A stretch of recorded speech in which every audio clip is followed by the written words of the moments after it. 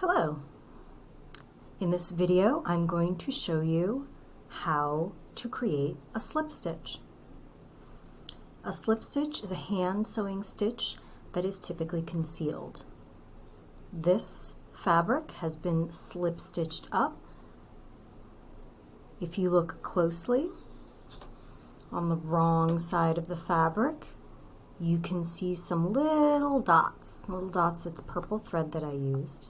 Okay. And then if you flip it over, you can also see on the right side of the fabric there are very tiny little pinpricks of thread. We use a slip stitch, particularly in theater, when we have something like a repair that we have to make on a seam that we can't get underneath a sewing machine, for instance. So we can hand sew it with the slip stitch. Additionally, sometimes we need to add things like a patch pocket on the inside of a suit jacket or a blazer or other garment, and we don't want the stitches to show through on the front side of the garment, so we will slip stitch a hidden pocket to the inside of the lining. It's a very versatile stitch. It's not a very strong stitch, unfortunately, but it does have a lot of applications. You will be using the slip stitch on your sock monkey project after you're done stuffing it. Just so you know, the slip stitch is also sometimes called the ladder stitch. So if you hear ladder stitch and slip stitch are primarily the same thing. All right, I've got my fabric and I have my needle and thread. I have my needle already anchored. Again, because I am right-handed, I will be sewing from the right side of my fabric to the left side of my fabric. If you are left-handed, please anchor on the left side of the fabric and you will sew toward the right side of the fabric.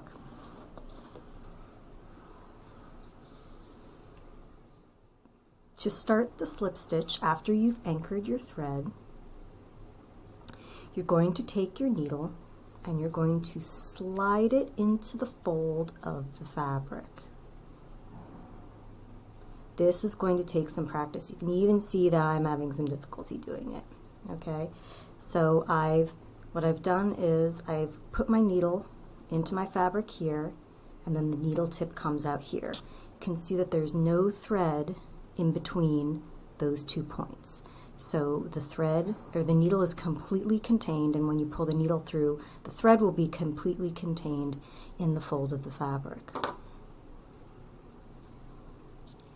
You can pull your needle through, and then you can see again that the thread is contained completely in the fold of the fabric. So all you see is thread here where I've anchored it, and thread here where it is coming out of the fold.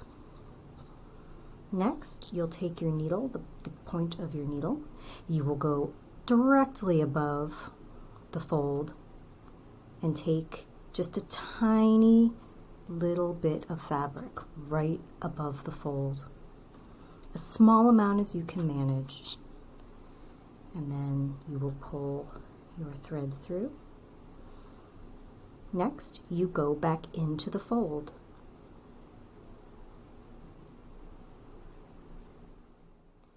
You want these stitches to be about 3/8 of an inch, no larger than that.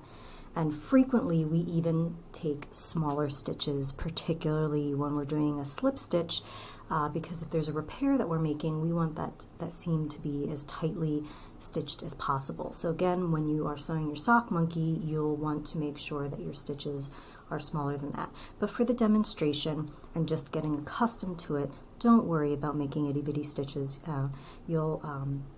It'll be really frustrating for you. So if you just manage to do like 3/8 to 1/2 inch, no larger than that, that should be sufficient for your practice piece. And as you practice, you can make your stitches smaller.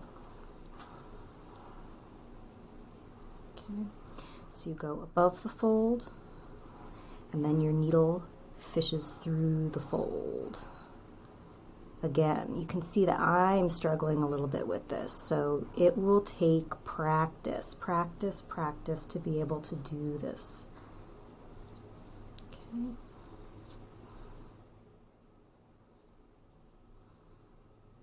Just think it's the slip stitch and you're slipping it into that fold. It's like a little mouse running through a tunnel underground. So you're going to go above the fold, take a small amount of thread, and then the tip of the needle goes back into the fold at about 3/8 of an inch in length, and then you will pull the needle all the way through. Okay?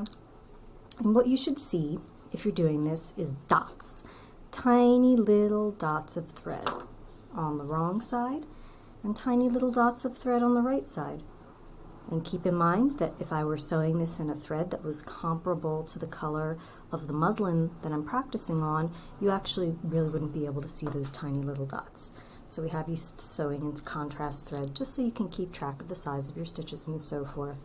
And when you feel comfortable, go ahead and graduate to a thread that would be more difficult for you to see. So you change to your white or off-white all-purpose thread.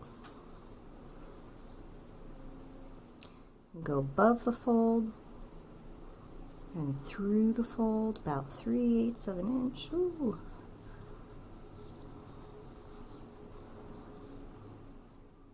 Okay, and then you just continue along until you finish the length of your practice piece and tie off again at the end. And that is the slip or ladder stitch.